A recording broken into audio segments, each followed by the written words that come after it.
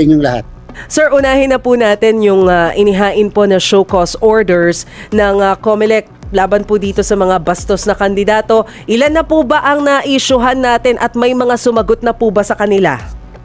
6 na po ang 6 ang na-issuehan natin, 3 na po ang sumagot dyan at kasalukuyan na pong nire-review ng ating pong task force kung ano ang dapat po nilang gawin. Asahan nyo po hanggang bukas may aksyon na gagawin po ang ating task force upang patunayan na hindi naman ito pulos lang salita o pulos lang show cause. So inaalam natin kung talaga bang dapat i-dismiss at tama ba yung date na kung saan na-issue yung tinatawag na statement na maaari pong may kabastusan o kaya naman po maaari pong hindi fair o discriminating sa isang grupo, tao o individual. Kung kaya po yan ay patuloy namin na ginagawa. Kasama na rin po, Ma'am Mase, yung pag-i-issue ng show cause order laban naman po sa maaaring nag-violate ng vote buying nitong mga nakaraang Sabado at Friday at nung Sabado. Ilang mayors na kandidato po at kandidato for governor ang na-issue po ng COMELEC patungkol sa issue na yan. At yung pong gumamit naman ng tinatawag na yung system, yung pagpapadala ng massive ng text blast system, yan din po ay ating pong inisyohan na rin ng show cause order. Sir, puntahan ko muna yung sa vote buying. Anong area po ito na minomonitor ng COMELEC na na-issuehan ng show cause order? Meron na po dito sa Bulacan, meron din po dyan sa Laguna, isang bayan po sa Laguna, Cabuyao, at pagkatapos meron din po dito sa Bulacan, San Miguel, Bulacan, at pagkatapos meron din po ngayong araw i-issue sa Quezon, at meron pa rin po na mag-i-issue rin dyan sa Quezon City. Sir, paano nakakarating sa inyo tong mga report ng vote buying?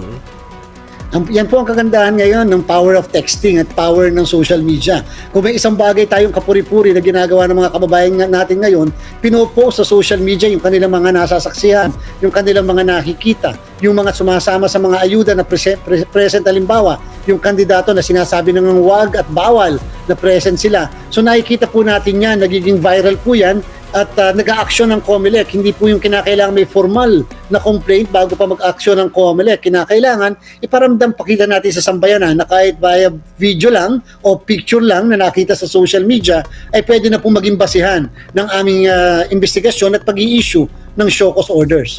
Sir, hanggang kailan po yung ibinigay natin na ultimatum dito sa na-involve sa vote buying para mag-explain?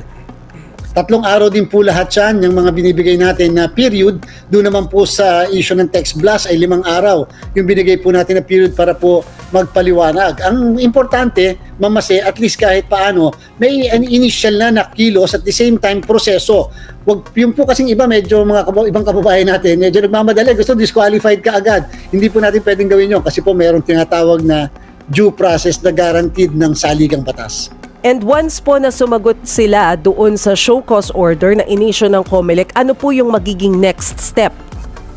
Ang sunod po niyan ay i-analyze, aalamin ng mismong task force o committee on kontrabigay o yung task force safe namin naman kung talagang may basihan ba nakasuhan yung mismong respondent. Talaga bang dapat ipa-disqualify yan o mag-file ng kasong kriminal. At pagkatapos po noon, may proseso naman yon, bibigyan din ng pagkakataon na muli mag-file ng formal na answer at pagkatapos po submitted for decision niya ng division ng COMELEC at naandyan malalaman kung madi-disqualify o hindi yung mismong kandidato. So COMELEC na rin po ang magpa-file ng kaso kung sakasakali.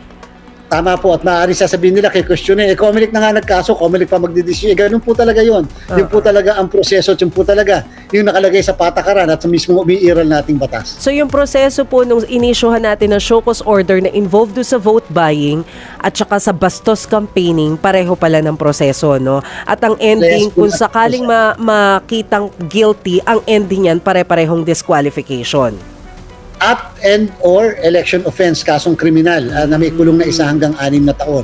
Kaya nga sinasabi natin, sana wag naman babaliwalay ng mga kandidato at sana naman ay wag nilang uulitin o yung tutularan pa yung mga ibang gumawa po nito.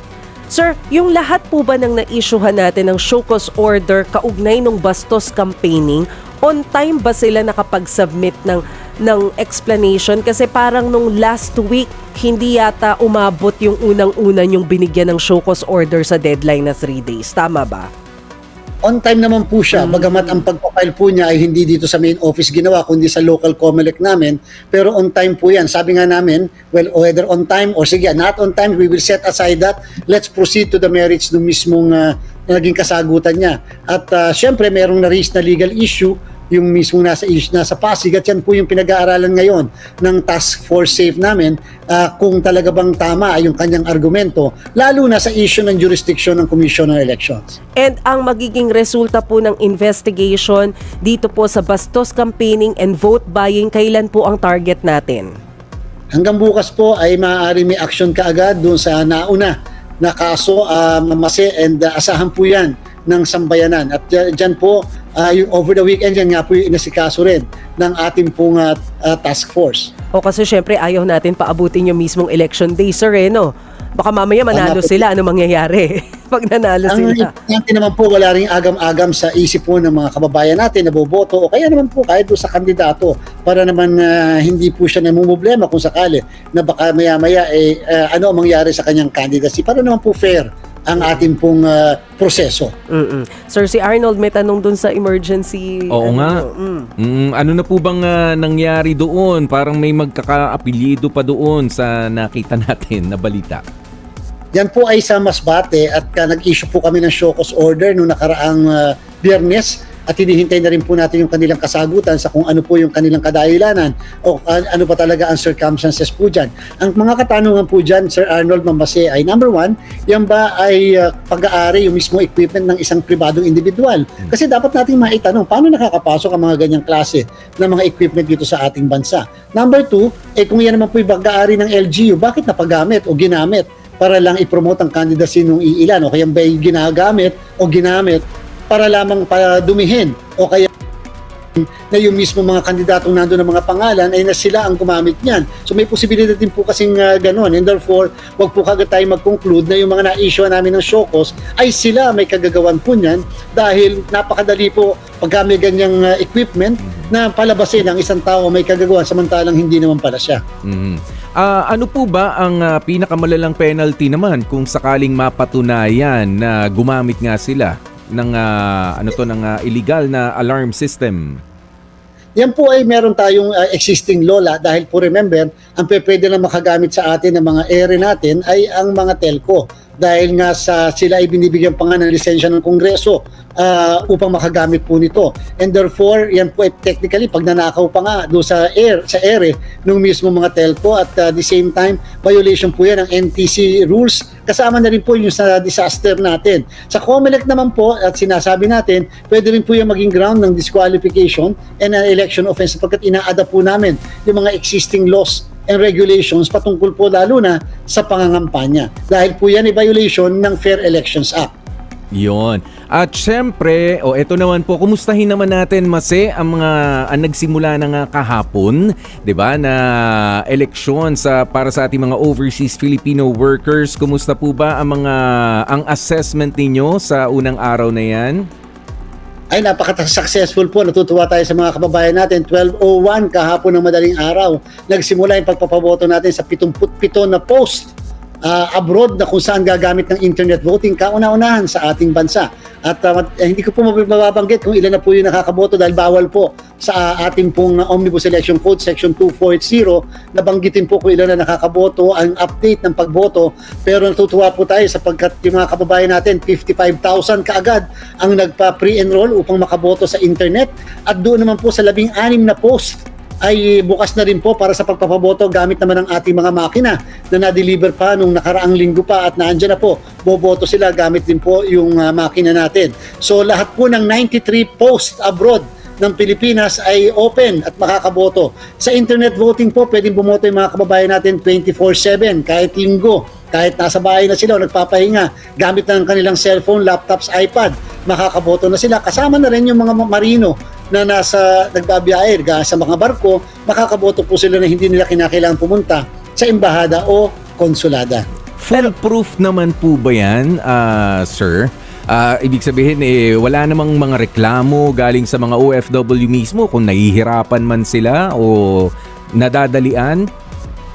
Yung pong pagpapa-enroll, ang inaabot po ng ating mga kabayan, 5 to 7 minutes. Pagkat siyempre, kinakailangan maayos yung maayos yung lightning, maayos yung cellphone na gagamitin. Kasi nga po, kukuhanan nila, sarili nila ng biometrics at pagkatapos kasama na rin yung kanilang gagamitin na ID, passport o ano pa man pagkakakilanlan, katulad din po ng Siemens Book at iba pang national ID natin, government-issued ID. Kinakailangan po yun para mabigyan sila nung tinatawag na OTP o yung password para po makagamit sila. Kasi nga, hindi naman porket rehistrado ka, makakaboto ka na kagad gamit ang internet kasi kinakailangan i-verify muna kung ikaw ba talaga yung bumoboto na iyan. And yung pong pagboto, nakakatuwa sapagkat napakadali po at so far, kung napansin po, naririnig po na iba, ay hindi naman po, wala po nahirapan sa pagboto. Ang sinasabi lang nila, pagkakita kasi nila nung tinatawag na balota nila at nag-cast sila ng boto at gusto nilang i-review gamit na yung QR code, hindi na po nila makikita mismo yung mismong pangalan ng mga naandun sa balota kung hindi naka-codes po siya,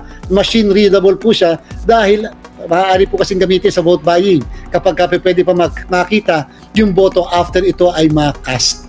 Pero, Chair, di ba may pending petition sa Supreme Court na kino-question yung legality ng internet voting? Paano to I understand, nagsimula na tayo kahapon, pero kung wala pang desisyon ang Supreme Court at bigla silang mag-issue ng decision na hindi in favor sa COMELEC, what will happen dun sa mga naunang boto? Actually, may mga nakahanda naman po ang COMELEC na mekanismo o yung tinatawag nating contingency sa mga bagay na ganyan. Pero syempre, ang sa COMELEC po, hanggat wala tayo na tatanggap na kahit anong order na tayo pinapahinto dito sa kauna-unahan nating internet voting sa ating electoral process sa bansa, ay magtutuloy-tuloy po ang inyong Commission on Election. Bagamat, syempre, kung tayo naman po hihinto at magkakaroon ng pag-udlot, may malaking issue lang po kami sa issue ng deployment at yung pagpapa-imprenta ng mga balota, kaya naman namin gawin yun na mabilisan. Kaya lang, yung pagde-deploy ng mga makina kung sakali na hindi na yung internet voting ang ating pong gagamitin. So, mangyayari dito, sir, ang pwede nating alternatibo, babaguhin yung means ng pagboto. Yes, pero paano yung mga nauna nang bumoto sa internet? Uulit sila? Ay, wala po sakali po, baka uulit po silang muli na bumoto. Dahil nga po dyan sa alam niyo po kasi ang hindi natin masisi yung mga nag-file ng petition, karapatan po nila yan. 2 taon na po kami naghahanda, mamase. 2 taon na rin po namin na-announce kahit sa Kongreso, sa Senado, sa House of Representatives. Ilang beses po kahit nung nagde-defend kami ng budget, kahit nung nagpapakaroon ng pagdinig patungkol sa internet voting, ay ina-announce na po natin na magpuproceed ang COMELEC sapagkat ang interpretasyon po namin sa batas ay pwede kami proceed sa other mode of voting. Kasi nga po, napakamahal ang ginagastos natin sa 2 modes of voting nung nakakaraan at 40.59% yung 2022, highest pa na natanggap natin sa pagpapaboto. 2 lang ang modes, in person, pupunta sa embahada o konsulada, o kung hindi naman ay papadala sila ng envelope na naglalaman ng balota na 90% hindi naman po binabalik. 600 million po ang nagastos natin para pabotohin lang ang 40.59% ng mga kababayan natin nung nakaraang mga halalan. And therefore, sadyang napakalaki. Kaya po talagang kinakailangan mag-proceed tayo sa other mode of voting. Sir, gaano nga po kadami ulit yung ating mga overseas absentee voter na nakapagpalista na? Nung nakaraan po, nung pong 2022 election, 1.697 million po ang mga botante natin. Subalit pagdating po ng 2025, 2 taon po tayo nagpa-register, inabot lang po sila na 1.231 million dahil meron po tayo mga 600,000 na mga kababayan natin ang na-deactivate naman dahil hindi sila nakaboto ng 2 magkasunod na national elections. And ang target po natin for 2025, ilang percent man lang sana of the 1.2 Kahit million? mga more than 51% po dahil alam nyo kasi pag midterm elections talaga, sa kasaysayan natin, lagi pong mababa ang pagboto, national man o doon sa abroad ng mga kababayan natin. Pero kung dahil meron na tayong internet voting, kahit man lang 50% sana, itong mga 1.231 million natin, ang makaboto ay masaya na po tayo dyan. Ibig sabihin, kahit paano, mas maganda ang asahan natin kapag ka-presidential election ng 2028. Okay, sir. Kamusta po yung preparations naman natin for the local voting? So far po, yung ating mga makina ay nadideliver na po sa iba't ibang hub sa buong bansa. Yung pong mga yung pong ating mga Starlink na gagamitin doon sa mga lugar na wala pong signal ay naikakabit na rin sa ating pong mga eskwelahan. Although siyempre may danger talaga na pwedeng manakaw po yan pero wala po tayong choice, kinakailangan maikabit upang makitang effective, maayos at matetest pa yung lahat ng yan, pati po yung mga solar panels. Sa darating po na 22 nitong Abril naman magdidistribute na tayo ng mga balota sa iba't ibang tresurero ng ating pong bansa. Tatandaan po na ang base po sa batas, ang lahat po ng balota ay dapat sa treasurer's office ng city or municipality ma-i-deliver at hindi po sa kung saan-saan. At therefore po, pagdating din po ng May 2 to 7, tayo po magkakaroon ng tinatawag na final testing and sealing. Yung lahat ng makina ay susubukan ng lahat ng guro na maglilingkod sa araw ng eleksyon. At the same time, nandyan din po ang 10 botante na boboto sa bawat presinto. Kasama na rin po ang mga watchers. Aalamin kung talaga bang bumibilang ng tama, maayos, walang laman, walang whatever yung mga makina na gagamitin bago ito isalyado para sa eleksyon ng Mayo 12. At ngayon po, ongoing na yung ating refresher course para sa mga guro na gagamitin natin sa araw ng eleksyon. Kasama na rin po yung PNP personnel na tinetrain natin upang panghalinhin, pamalit kung sakaling merong guro na hindi makakapaglingkod sa mismong Mayo 12. Alright, sige po, marami pong